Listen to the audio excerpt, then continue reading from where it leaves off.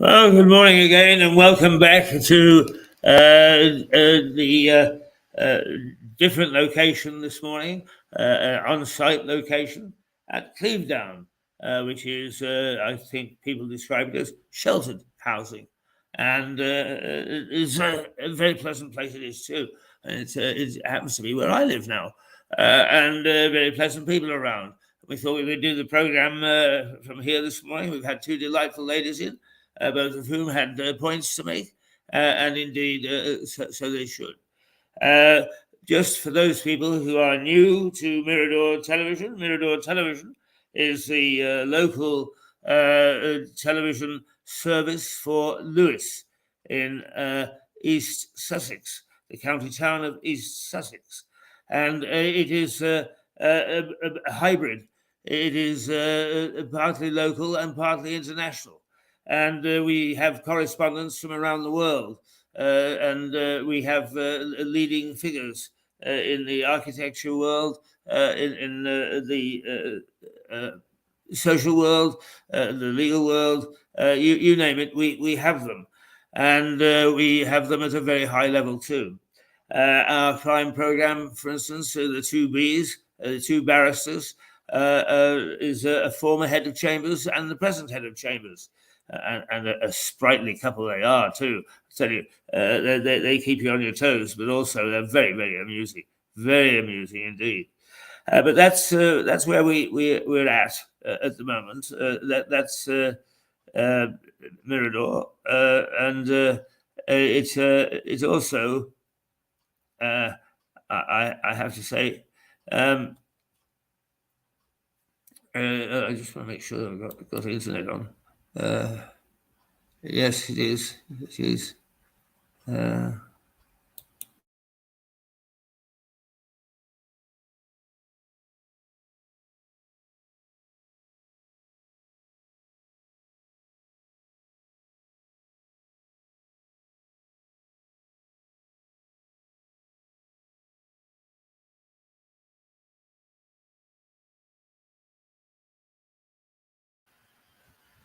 Forgive the little interruption there. We are back in business, and Mirador has on its correspondence leading figures from not only journalism but from the world of architecture, from medicine, and now education. And this morning we are going to introduce to you Dr. Mark Mabey, who has joined our jolly team. And he, along with Suzanne Mucho in New York, are devising a program for helping people with further education. Mark is, I've worked with him many years.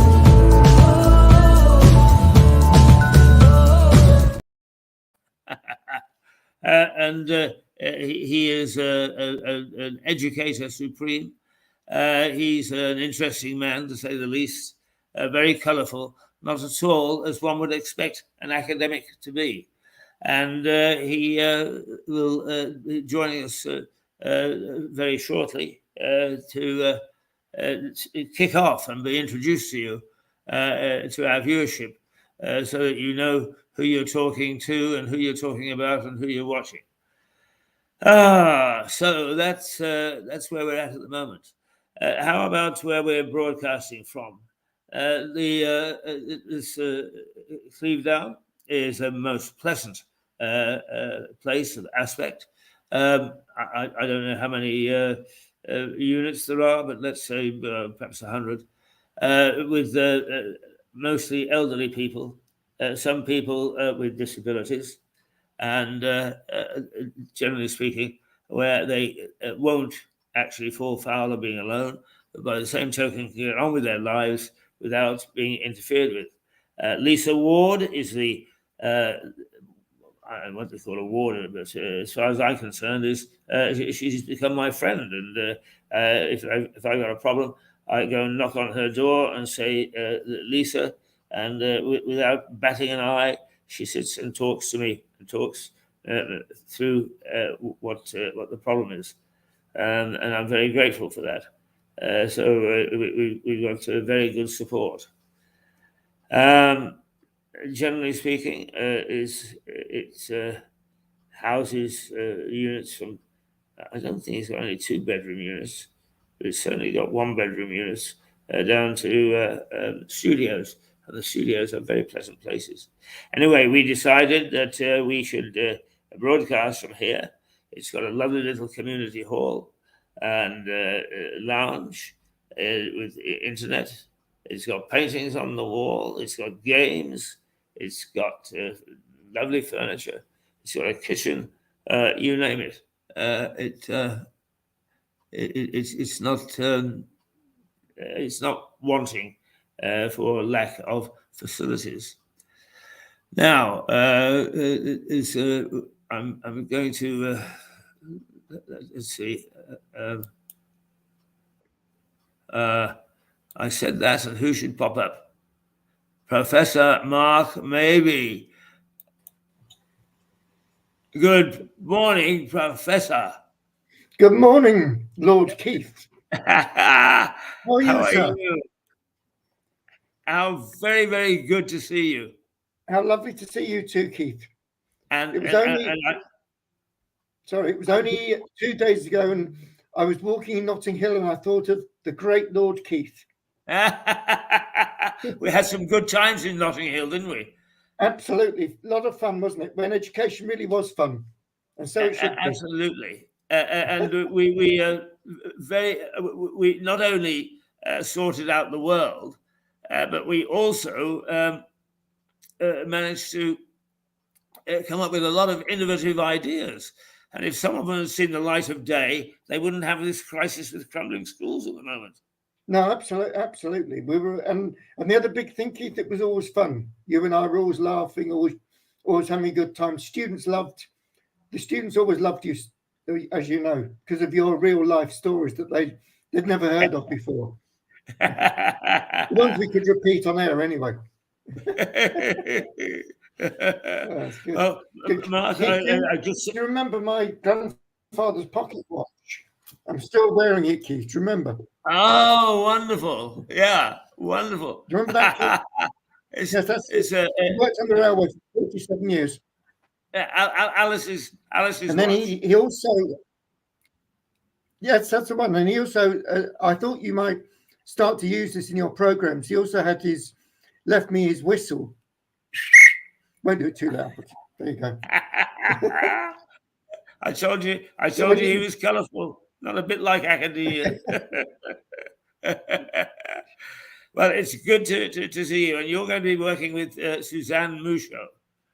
Yeah, we're going to talk about a whole range of things linked to education. Really, nothing too heavy, but things linked to education and the sort of things you've been talking about, Keith. Crumbling schools and a whole set of issues, student loans, and our students really getting a good deal from universities, etc. So we thought we'd have a chat about that and look at both sides over in the States and here in the UK, but also to include you, Keith, because you've done a lot of the teaching and education. So perhaps we can at times the three of us have a nice discussion.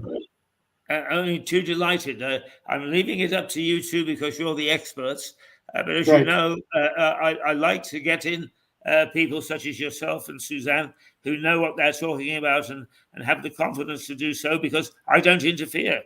As long as you don't actually say something dirty and you don't actually breach copyright, the floor is yours. Try and keep it. I watch Mirador a lot, and I do enjoy the two Bs. So it's hopefully we'll perhaps be the two Ps. Absolutely. If I can say P, they're real characters. The two Bs are real characters. Great. Actually, he's very modest about it, but Richard is one of the leading barristers in the country, and is sought after for difficult cases. So we're very lucky to have him. But like most of my recruiting, I did it on a bus. Just started to talk to him.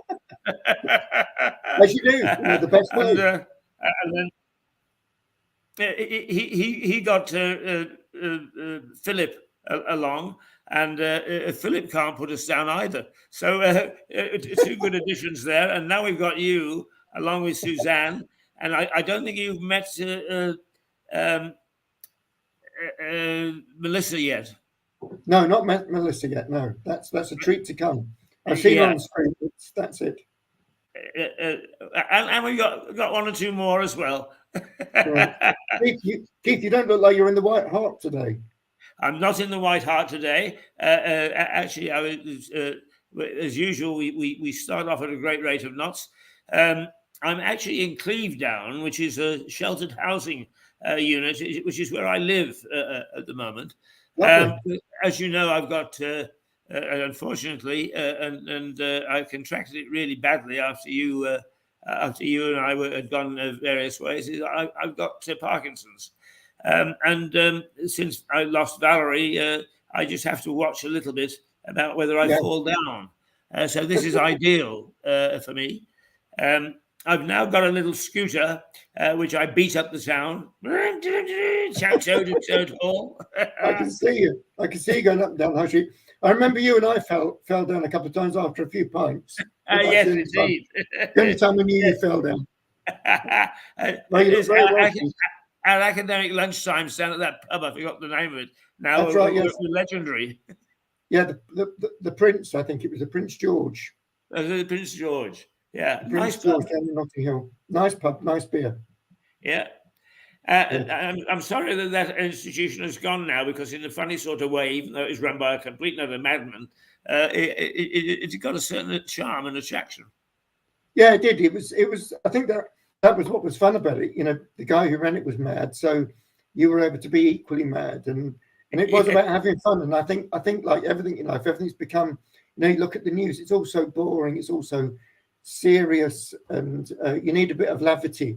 And I think that's what you and your wonderful TV shows bring, is good levity in a time when everyone's feeling a bit down in the dumps. Yes, I mean, I do.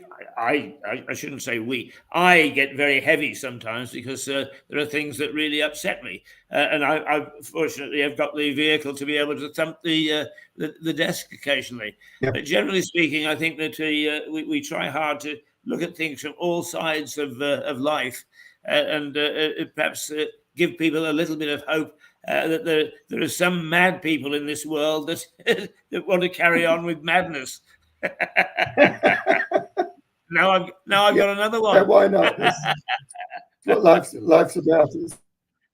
You got to have a laugh, otherwise you'll crawl up. Anyway, I have to say, if you look, Mark, you've had a very distinguished career, and you've been an innovator. I mean, a real innovator. Yeah. So, for the sake of our viewers, run us through your academic life. So yes, I started off actually typical non-traditional student. I was a naughty boy at school. Got kicked out of school when I was 15. I didn't know at the time that I was really dyslexic. And I went, actually, my first job was in mortuary in Stoke-on-Trent. Bit of a dead-end job. No one's dying to do it. And I was there for about 2 years, and this old guy called Stan said to me, "Hey lad, you're quite bright. You could go college." So I enrolled on an ordinary national certificate in biomedical science, and from there I went on to university and did a PhD. Taught in a range of different universities, mainly around medical. Medical microbiology, and then I sort of moved into management when I met you, Keith, as principal of a private college here in the UK, and I've worked at 2 other private colleges since then. On a part-time basis now, I do work for the government, for the Office for Students, and also run another college down in Limehouse in central London as principal. Short and sweet. Yeah, but now that Limehouse University, that's actually in Docklands, isn't it? It is, yeah. It's very nice. Yeah, it's right on the Docklands. See, and it's interesting. It's in an area people aren't aware, called Tower Hamlets, which is a very poor area of London with a very high ethnic minority, now majority mix. So the college is, and most of our students, well, all of our students are mature over 40 years, and it's given them a second chance to get into higher education, get a qualification, improve themselves, and that's really what it's all about. So yeah, it's really fun. Yeah. Now, your both institutions, I think that you're recently been in charge of, have got initials as IECOS or something of the sort. Now, what's that all about? Yes, CECOS. Yes. So yes, I for the past 3.5 years worked as a principal of a college called CECOS College, running statutory university degrees down in London. So we ran sort of business and health and social care and a whole range of degree programs, and that was in Edmonton Green. Once again, a very near to Tottenham, near the football, but once again quite a ethnically diverse area, very poor, but giving people an opportunity to access HE, and that's really what we were also doing in Notting Hill, Keith, when we were together.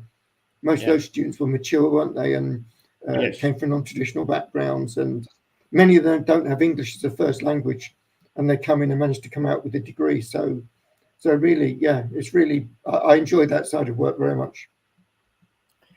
And this college in Limehouse, how big is it, and what does it achieve in many ways? So it's been running for about 20 years. We've got about 1,200 students studying teacher education as one area, and business and management with marketing in another area. So just two sort of focused areas. And once again, as I say, it's really bringing people in from the local community into the college. Many of them have got kids that are at university and want to graduate and want to improve themselves. So it's doing good things. It's been running for about 20 years. Since I've joined, we've sort of got the university on board. So it's all going really well. Yes, actually, one of the bigger universities, Derby, you've had a very good relationship with, and you being you, they didn't realise it, but they've been used unmercifully to help along your projects. Yeah, absolutely. University of Derby and the University of Staffordshire have been working really closely with them. As a private organisation, it's quite difficult to run degrees, so they let us run their degrees. And we, as you know, we ran in Notting Hill Gate. We ran journalism, electrical engineering, civil engineering, travel, tourism, hospitality management, business, health and social care, a whole range of university courses. We're sort of like the prostitute of the new universities. Oh, I must remember that. When anybody asks me, I shall have to say, "Oh, I work for a prostitute." That's right. Yes, it's a good knocking shop, as they say. Tell me, Mark. Now, the journalism faculty, which we ran at Notting Hill, was, as you say, it was real. I mean, yes. And as a matter of fact, I'm rather pleased that I follow some of the students on Facebook. Some stay in touch with me, and so on and so forth. And most of them got jobs. That's rather pleasing. But how did you manage to develop that when, in fact, 80% of students who take media studies as a degree end up in Costa Coffee?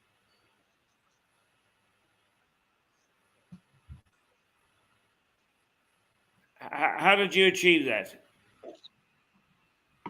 Yeah, I think it is the art of bringing in mature students, because they bring with it a wealth of experience and expertise, and a lot of them, as you know, a number of our students came from Saudi Arabia and a whole range of different countries, but they came with that experience, and I think then employers see that they're going to employ people who not have only got the academic information, the academic the academic side of things, but they've also got the practical side. And I think that's, Keith, where having people like you teaching on the course was invaluable, because you've been such an eminent journalist throughout your career, doing a whole range of different things, both in Canada and across the world, really, and bringing that real life teaching.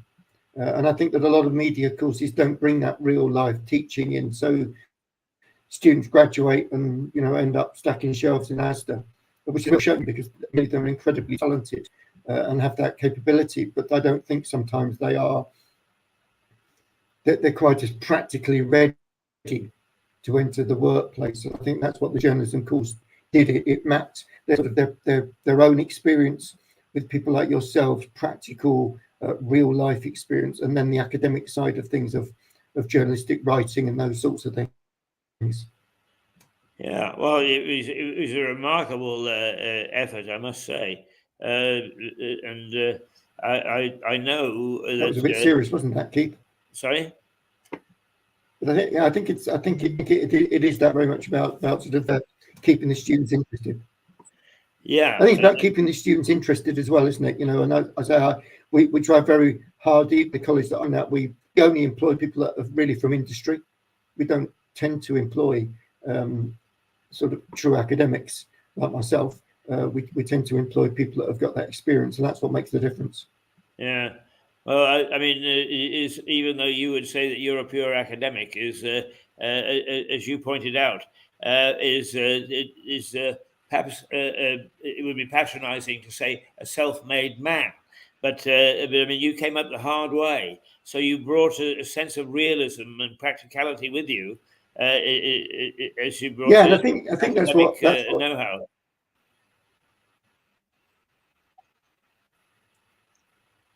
I think you've frozen. Yeah. Unfortunately, we are subject to the strength of. No, I'm still here, Keith. I think it is. I think that's what I've always worked. I've always worked in the UK, what we call the university sector, the post-92 universities. I haven't ever. I worked at Manchester University for a couple of years, but I worked at University of Wolverhampton, Montfort University, Manchester Metropolitan University. So sort of more applied universities rather than the very academic ones, and that's what I enjoy doing. Well, I must say that we used to have those very early morning meetings in your office, something like 7 o'clock. I think both of us caught a train, so we got there at 7 o'clock. For God's sake! But the people that you were able to talk to and to bring into our discussions it was very impressive, and it obviously reflected the high regard with which you are held throughout the well, if you can call academia an industry, throughout the industry. I mean, you knew and worked with an awful lot of people from different walks of life, from different persuasions, and with different skills. Yeah, exactly, and I think that's what brings the richness into an institution. If you do just bring in pure academics, you don't have that. You really need that really good mix of people that have got that industrial experience. So, for example, on our civil engineering programs, we used to have people coming in from sort of Network Rail, from the railway, from Costain, one of the construction companies, and they come in and run a series of sessions. The students will go out onto site and spend time out with Network Rail, often doing night work and things like that. So they get practical experience as well as doing the course, and that's what put them in good stead for a job. And indeed, many of them have been employed by some of the companies that actually have taught students on the course. So that's really good for the students. Yeah, indeed. I mean, it's that sort of practicality which is sometimes difficult to see being instilled into the, well, I don't know whether we call them elite universities. But it's obvious that academia isn't totally the answer. It's got to be a mix. Yeah. Now, Mark, tell me, Yeah. Sorry, go ahead. Yeah, go, Keith.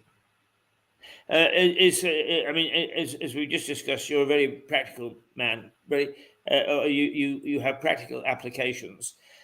What problems do you see with the way that education is currently going for the next generation? By that I mean the student stream that will come through in, say, 5 years' time, and 5 to 8 years' time. What are they likely to face that we don't face today? What are they likely to have as problems that we, as people interested in education, should be addressing? Yeah, I think as you know, both you and I love technology, and that is the way forward. And you know, you see it in the whole areas of science. You know, science that I was involved in was very laboratory based. I don't know if you remember, even at Notting Hill, we had a biology lab, and it was all very practically hands-on based. Now with artificial intelligence and with technology, they can do so much more. But I do wonder whether a lot, particularly in practical subjects, whether students do miss out a lot on not having that hands-on practical laboratory experience, for example, in things like civil engineering, electrical engineering. You know, we've got laboratories that have got concrete, which actually would have perhaps helped with this current concrete problem. But if you remember rightly, we've got those labs in Notting Hill Gate that were downstairs, and they'd have concrete compression units, and students would be measuring that. And I just wonder whether that element of practicality will be there, or whether it will all be put in a mask on and looking at 3D images and doing it that way. My personal feeling is that you can't beat anything more than actually having your hands on and getting your hands dirty and doing it. And you can draw that in exactly the same way into your profession, Keith. You know, where yes, you know, you can do all these things in a theory base. You can get various scenarios. You perhaps can do it through artificial intelligence, but actually, there's nothing better than doing it yourself, writing something yourself. So I think that will be the challenge for educators. Will be keeping it grounded and not letting technology. I think technology is fantastic. I'm not very good at it, but I think technology is fantastic. But I do think there is the possibility for sort of technology to overtake it all. What's your feeling in the industry? Are academia going to allow that to happen, or are there people who think like you and would lend their support to your type of thinking? Yeah, I think there are. You know, I think there are a lot of people that think the way that I do. You know, education has changed a fair bit in the UK, particularly since COVID. A number of institutions are still doing some face-to-face and some online. You know, certainly that's another one of my hobby horses. I think the only way really to do it is face-to-face. You know, look people and see the whites of their eyes and see how they're responding. You know, online it's very different. How people behave, how people respond, you can't really tell what they're thinking. When we first started doing things in COVID, you know, I've got students laying on their beds like this, you know, in their pajamas, and I think you need to sort of also maintain that level of professionalism where you bring people in and they do come appropriately attired, and so I think there is a one. Quite a lot of places now have come back to face-to-face teaching, and I really think that's all for the good. Yeah, it is. I've had a couple of students at Mirador. One of the things that I found very difficult, Mark, was persuading them that the 9 o'clock news needed to be out at 9 o'clock. There's no sense in turning stuff in at 9:05. And they were so used to their professors saying, "Oh yeah, you can have until Friday for an assignment that is due on Wednesday." Is that they got into that sort of habit of thinking that everything could be put off for a day or two. Yeah, no, I think you're exactly right. And I think you know, the whole area of setting setting deadlines and sticking to deadlines is really important. And I don't think it's just in your area. I think it's in every area. We're at the college I run. We're really quite strict. We set deadlines, and those deadlines are deadlines. And if now, because students, unlike the good old days, Keith, when students used to hand it in on handwritten paper using a fountain pen, and you get a stamp on it. The deadline was 12 o'clock, and at 11:59 the stamp went on it. Now it's all electronic, so they all submit the work through the computer. It's all logged, and so in some ways that's quite good because it does make them do things on time, and actually it shuts things off. So with us, if we've got a deadline at midnight, if they haven't submitted it by midnight, they fail. So it's as simple as that. So that does make them. You've been very firm on that. Yes, indeed. Yes. Indeed. Yeah. Incidentally, I've still got a fountain pen to go with your watch. Oh, very nice. Yes, me too, Keith. I think I've got a few fountain pens myself that I like to use, like yourself. all very. There's one here, Keith. Look. Just the sort of thing. Oh yes, remember those? The nib and yeah. Nib and the ink.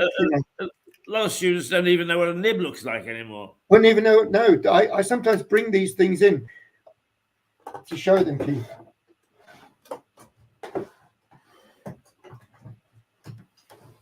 I was just trying to find something, Keith, to show you to see whether you knew what it was, but I can't find it now.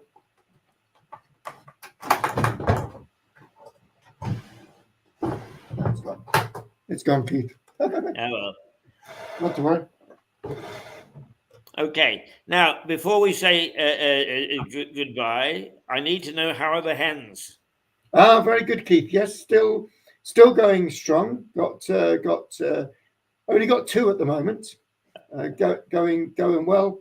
Producing nice little blue eggs. When I see you next time, that's great. We're finally meet up for that drink we've been promising each other, Keith. Now we're back in contact, and I'll bring you some eggs over so you can have them for your breakfast. Oh, wonderful!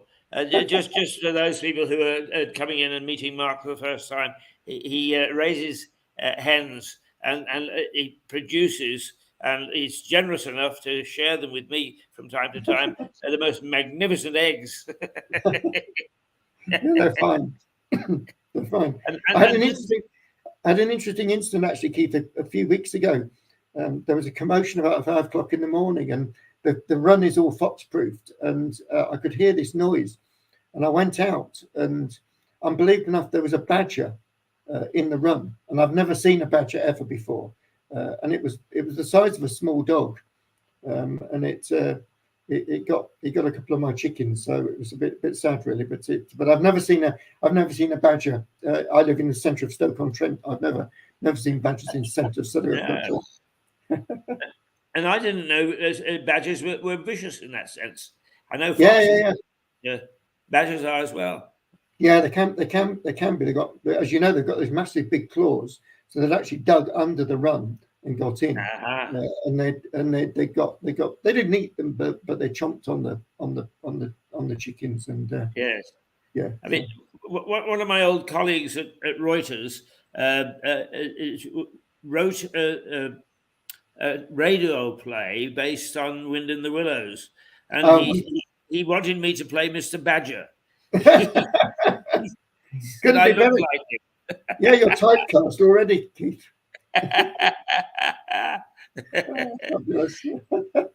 Now, Mark, when are you and Suzanne likely to have your program ready?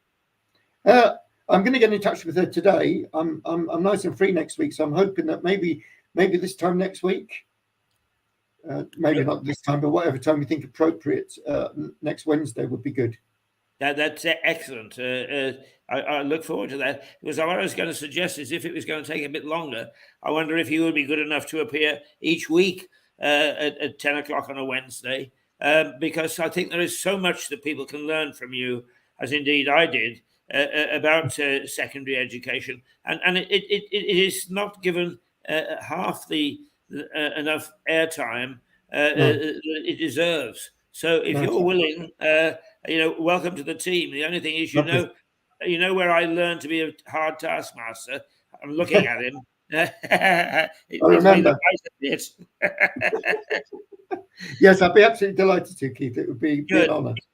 Excellent. Well, Mark, we'll see you this time next week if we don't talk before.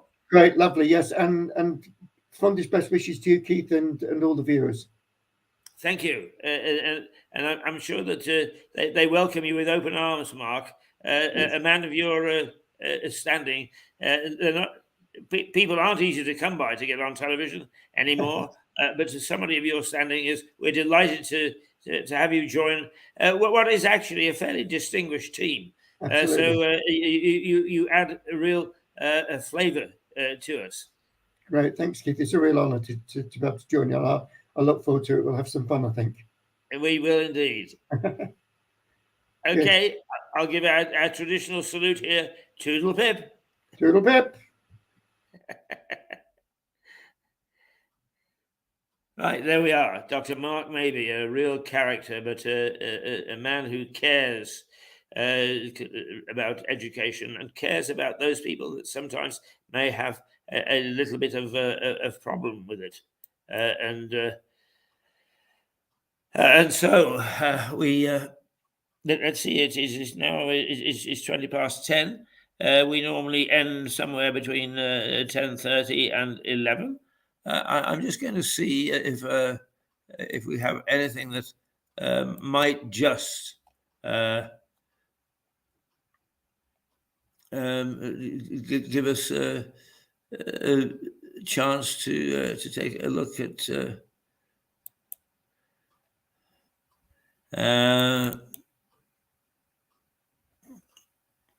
No, nothing that catches my eye.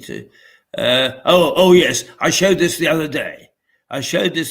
Because a lot is spoken about artificial intelligence, and our gal Rosie Hayes, who is no relation of mine, but we've known one another for a long time, went out is a couple of years ago now, when AI was just being to put its head above the parapet, and here is her little contribution.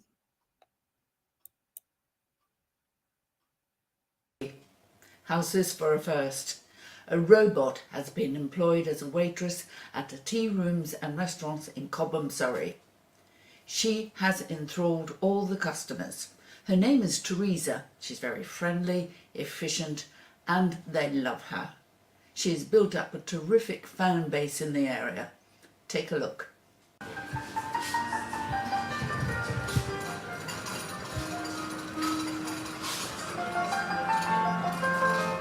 Are you going to put Robot Teresa to work now? Yes, she will gonna go to the carriage to the ladies with the kids.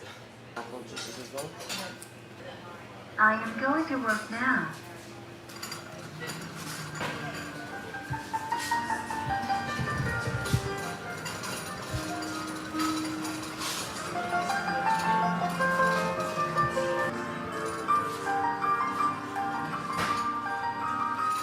Hello, here is your dish. What was the experience like? It was interesting. Children loved it. Yeah, the children did. Yeah. Freya, what did you think of the robot?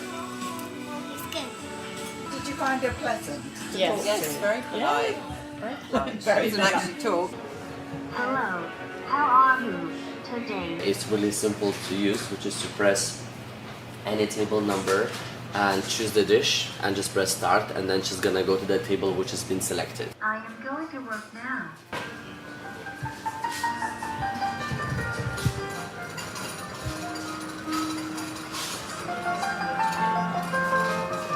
Hello, here is your dish. Please take it away from my tray. Do you wanna touch the red hand so it will move now?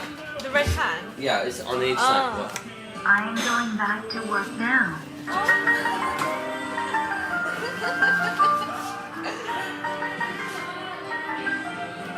That was an amazing experience. Yes, definitely. Really good. Were you expecting anything like this at all this morning? No, absolutely not.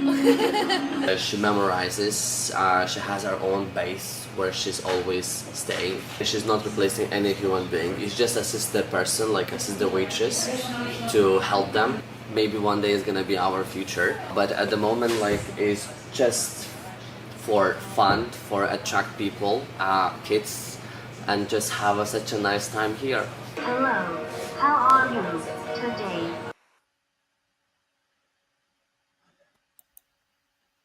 Well, there you are. That's Rosie Hayes, who went out to see the first efforts at AI, and you get your tea cakes and your pot of tea, Earl Grey, at this little restaurant somewhere in it's around London somewhere. I can't give you the precise location, I'm afraid. So that's that. We still have a little bit of time left, so. What I'm going to do is, because I noticed here that we show from time to time my tall tales. Are they true, or are they made up? We're never going to tell you. You make up your own mind. But here is Tall Tales in how I got my first pilot's license.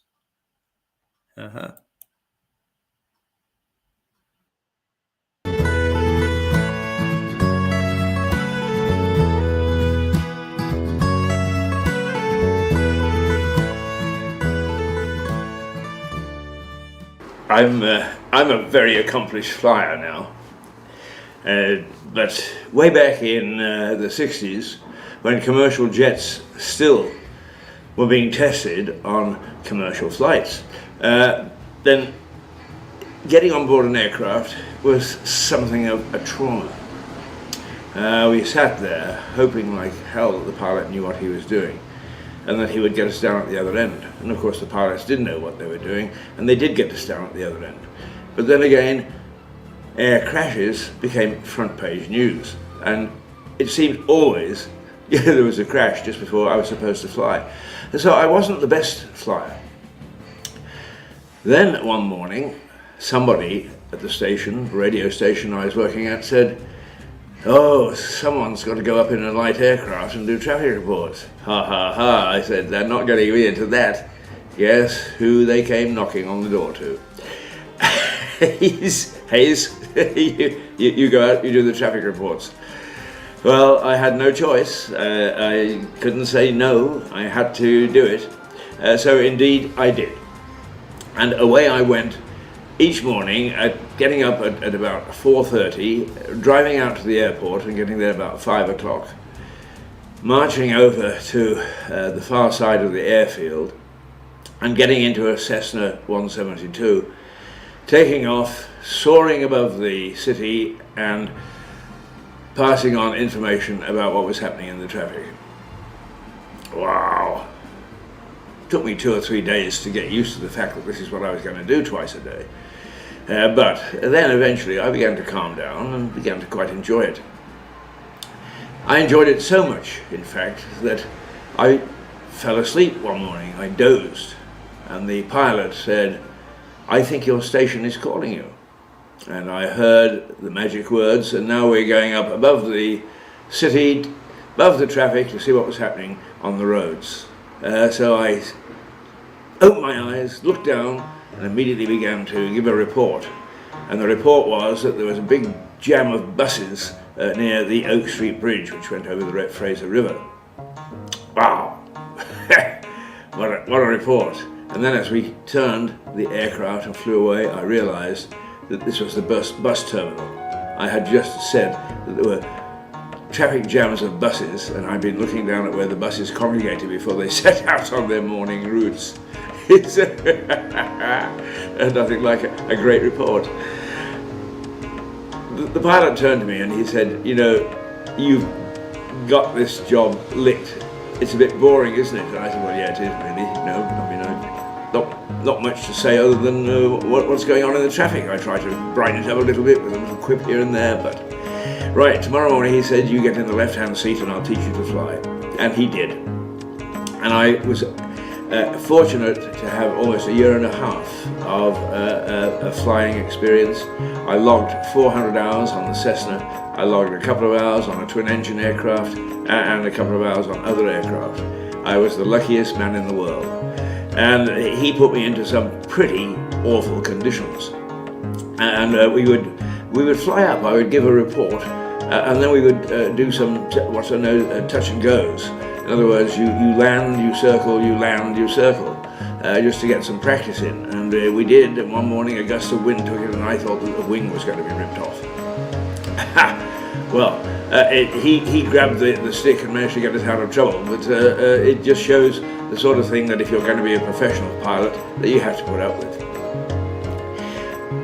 So confident did we become on flying around together that he would set little tests, and he would say, there are clouds on the North Shore over the mountains. Why don't we go over and see if we can break the wings of this aircraft? Yes, let's do that. And we would deliberately fly into this mucky weather and get churned around and watch the wings, knowing full well that they wouldn't fall off. But daring. And it did turn out to be a lot of fun. I have to say, it turned out to be a lot of fun. A couple of other incidents. I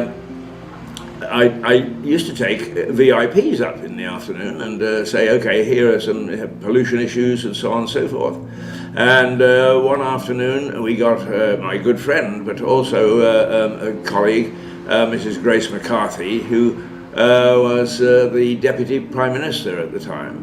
And we got out onto the runway and away we went. And a jet had taken off just before us, and it was a fairly still evening. So you can't see them, but the whirls of air, caused by the jet's wings, are still there. And sure enough, we got 3 or 4 feet from the ground, and away it went. We damn near lost the cabinet minister. But the Deputy Prime Minister. Once again, he came to the rescue, flipped it over, and we managed to save the day. The other item that I think was worth reporting is that we flew backwards. Have you ever flown backwards, he said. And this young chap was about 21 or 22. He was a nice young fellow. We bought him a helmet and nicknamed him the Red Baron. And he was to die in tragic circumstances in a plane crash later on. But he was a nice young man and very helpful and lots of fun. And so we went, and he said, we need a marker. And the plane travels forward at about 100 miles or so an hour. Actually, it's a little over 72 miles for the takeoff speed. And he said that the wind this morning is particularly strong. So he put the nose of the aircraft into the strong wind, and we watched the bridge below. And although we were keeping airspeed, the plane started to travel backwards. So here we were in reverse, in a plane, in the sky, watching the bridge recede while the plane powered forward at the correct speed and the wind pushed us back. And that's the sort of nonsense that we would get up to. And there are lots of other stories I can tell you about my flying experience. But perhaps this last one will bring something of a smile to your lips. I was trying very hard to impress who later became my wife, my girlfriend at the time, Valerie, and I said, would you like to come flying, dear, and come out with me this afternoon, and we can go and we'll go and do some traffic reports, but we'll also take a look at the Vancouver from the air. How lovely. Yes, she said, that'd be super. Anyway, we got settled into the plane, I taxied out, checked with the tower, yes, we were all okay, we were about to take off, there's nothing in our way, rolled it out onto the runway and roared down the runway ready to take off. And the tower came on and said, MLA, which is the call letters of the aircraft, you're going down the runway the wrong way. Oh my goodness me. We had to screech to a halt and take off the right way. She still married me. Well, that's my flying experience. I suppose I should fly off now. Till the next story, the next tall tale. Tiddlywip.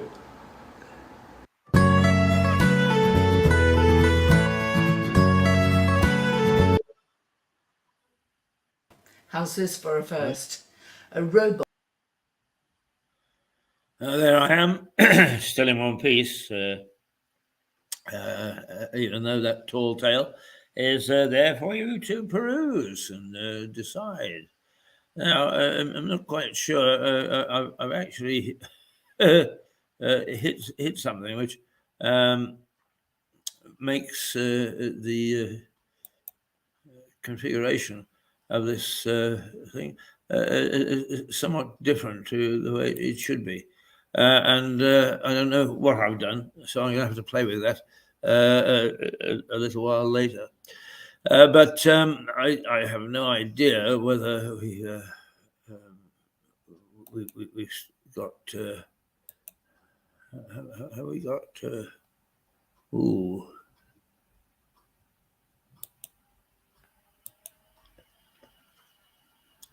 There is a. I'll share that with you.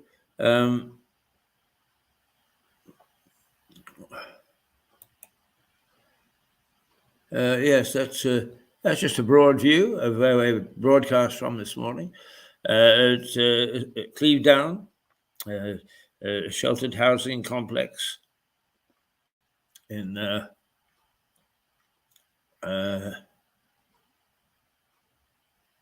Lewis.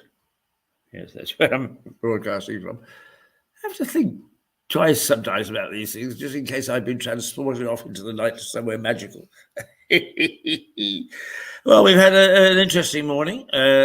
We've had some of the ladies here, some of the people that are activists, if you can put it that way. We've talked to Mark Mabey, is our newest member of the team, and we've had Rosie on, and we've had a tall tale from me. Hopefully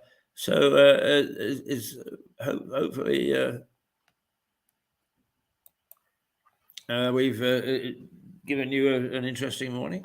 Perhaps not quite as many people who dropped by as we thought we might have, but anyway, it's a pretty lousy day out there, and getting up early is not one of the things that elderly people do necessarily. I don't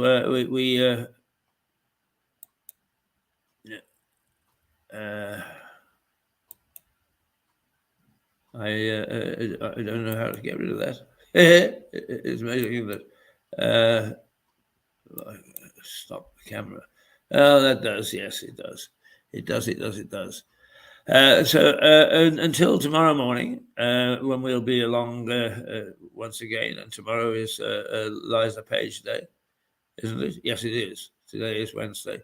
We'll say goodbye, toodle pip, and try hard to find some mischief to get up to. And if you want to get up to mischief with us, join us. That's it for this morning. Then I guess. There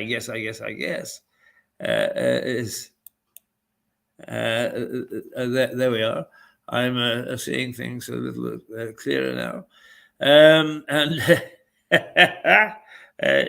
we had a bit of a fun time. I did. I don't know about. I think I guessed it. I hope you did, and I hope that perhaps you learned something along the way. But if not, you had a bit of a laugh, a bit of a giggle, and that's what it's really all about. Okie doke. We'll say goodbye until tomorrow morning at another day beginning at 8 o'clock. And toodle pip.